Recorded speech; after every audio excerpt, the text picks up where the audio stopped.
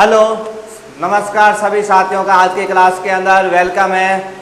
हमारे YouTube channel one step to success पर आप सभी का स्वागत है। आज हम शुरू करने जा रहे हैं अपनी जो अगली क्लास है। तो सबसे पहले हमारा जो किसी भी व्यक्ति का सबसे बड़ा गुरु है वो होता है वक्त। वक्त सभी किसी भी व्यक्ति का सबसे बड़ा गुरु क्या होता है? वक्त होता है। जो हमें वक्त सिखाता है वो कोई और नहीं सिखा सकता। वक्त से हम उतना सीख सकते हैं जितना और किसी से नहीं सीख सकते। तो वक्त सबसे बड़ा गुरु होता है किसी व्यक्ति का। इसलिए हम वक्त को जाया किए बिना आज की क्लास को शुरू करते हैं। तो हम पिछली क्लास के अंदर हम क्या कर रहे थे? संख्या पत्ते नंबर मेरे चैनल वन स्टेप को सब्सक्राइब एंड लाइक करें और शेयर करें। तो अगली क्लास इसी क्लास के अंदर हम आगे के क्वेश्चनों को हल करते हैं। तो हमारे सामने जो क्वेश्चन नंबर 25 दिख रहा है, 25 नंबर प्रश्न क्या कह रहा है? 1234 की घात 102 प्लस 1234 की घात 103 में इकाई अंक क्या होगा? आपको इसके अंदर क्या पूछा है? इकाई अंक का मान पूछा है। क्या पूछा है? इकाई अंक का मान पूछा है। तो हम इकाई अंक को यहाँ पे कैसे ज्ञात करेंगे उस चीज को अच्छी तरीके से समझ लीजिए। आपके पास क्या दे रखा है कि 1234 की घात 102 और प्लस में क्या है 1234 की घात 103। इसका इकाई अंक ज्ञात करना है। तो पहले हम इस संख्या का इकाई अंक देखते हैं। तो हमारे पास इस संख्या का इकाई अंक कौन है? 4।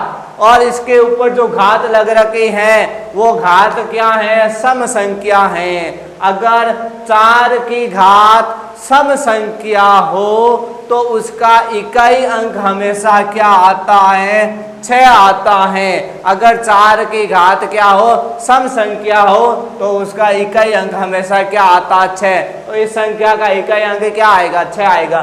फिर अगले के अंदर भी क्या है? 4 है और 4 की घात क्या है? विषम संख्या। 103 क्या होती है? विषम संख्या। अगर 4 की घात विषम संख्या होती है तो उस समय जो आपके पास इकाई अंक आता है वो कौन आता है? 4 आता है। इस चीज को ध्यान से समझ लीजिए। तो 6 प्लस 4 कितने हो गए? 10। तो 10 आपका इसके अंदर क्या हो गया? आंसर हो गया। तो 10 कौन से ऑप्शन के अंदर? तो 10 हो गया। और 10 के अंदर भी आपको पूछा क्या? इकाई अंक। तो इकाई अंक यहाँ पे कौन है? 10 के अंदर इकाई अंक कौन है? 0 है। तो 0 किस ऑप्शन के अंदर है? आपके पास सी ऑप्शन के अंदर 0 है। तो सी ऑप्शन ही आपका क्या हो जाएगा? करेक्ट आंसर हो जाएगा। तो प्रश्न को सही ढंग से समझें और उसको सही तरीके से आपको सॉल्व करना है।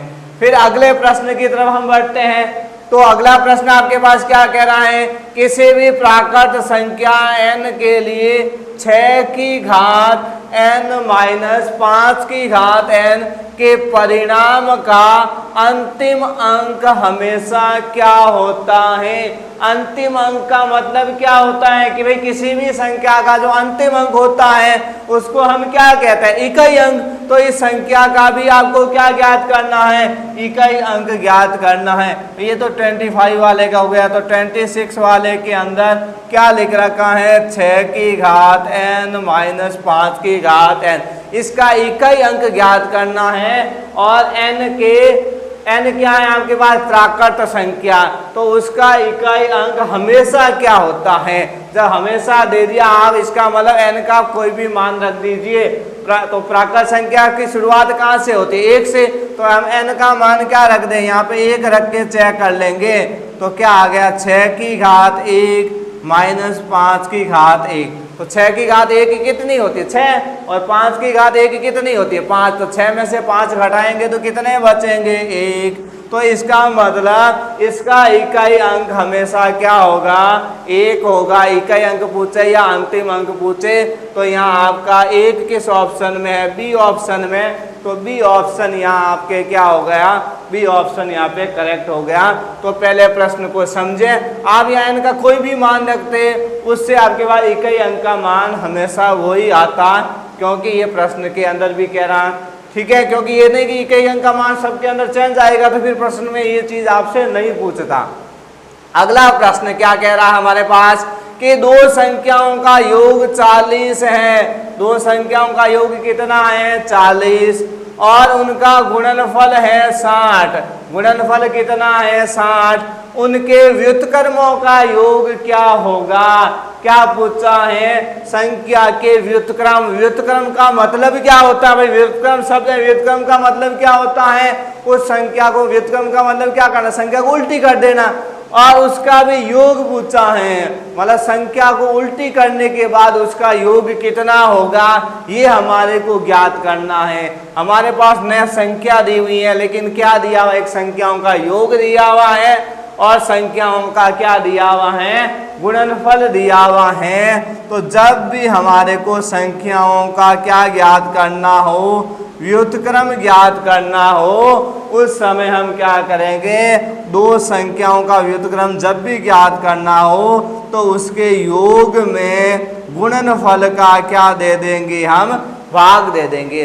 जब दो संख्याओं के व्युत्क्रमों का योग ज्ञात करना हो तो ये चीज हमेशा ध्यान में रखें। उसका सूत्र क्या हो जाएगा कि उसके योग में हमारे को गुणनफल का क्या देना? भाग। तो योग यहाँ पे कितना है? 40 और गुणनफल कितना है आपके पास? 60। 40 का अंदर 60 का क्या देना है? भाग। 40/60। इसका हम क्या कर दें? मान ज्ञात कर लेते हैं। तो क्या आ गया आपके पास? यहाँ ये 0 से 0 क्या हो गया? कैंसिल हो गया। तो आपके पास क्या बच गया? 4/6। तो दोनों के अंदर किसका भाग जा रहा? 2 का भाग जा रहा है। तो 4 में कितनी बार जाएगा? 2 बार। और 6 में कितनी बार जाएगा? 3 बार। तो 2/3 इसका क्या हो गया? एक करेक्ट सॉल्यूशन हो गया। तो आज के क्वेश्चन हमारी क्लास के अंदर कंप्लीट हो